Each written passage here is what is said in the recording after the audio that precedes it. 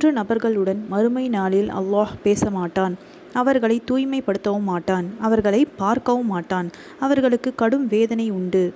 அதில் முதலாவதாக விபச்சாரம் செய்யும் வயோதிகன், இரண்டாவது பொய் கூறும் அரசன், மூன்றாவது பெருமை கொள்ளும் ஏழை என்று நபி ஸல்லல்லாஹு அலைஹி வஸல்லம் அவர்கள் கூறினார்கள். அல்லாஹு தாலா நம்ம கூட அல்லாஹு தாலா நம்ம பேசணும், அவன் நம்மளை பார்க்கணும், அவனுடைய கருணை, அவனுடைய பார்வை அதெல்லாம் நம்ம மேலே பட்டால் மட்டும்தான் நம்மளுடைய வாழ்க்கை நலம் பெற்றதாக இருக்கும். ஆனால் அப்படிப்பட்ட ஒரு சிறப்பையே அல்லாஹு தாலா எடுத்துருவானா. யாருக்கு அப்படின்னு பார்த்தோன்னா 3 விஷயத்தை அல்லாஹ் சொல்கிறான். அதாவது விபச்சாரம் செய்யும் வயோதிகன், பொய் கூறும் அரசன், இதில் முக்கியமாக பார்க்கக்கூடியது பெருமை கொள்ளும் ஏழை. பெருமை அப்படின்ற ஒரு விஷயத்துக்கு அல்லாஹ் தாலா இந்த மாதிரி ஒரு தண்டனை வச்சுருக்கான். அதனால் இன்ஷா அல்லாஹ் நம்ம ஒவ்வொருவருமே நம்ம இந்த மாதிரி ஒரு 3 விஷயத்தில் இருந்தும் தவிர்க்கக்கூடிய மக்களாக இருக்கணும்.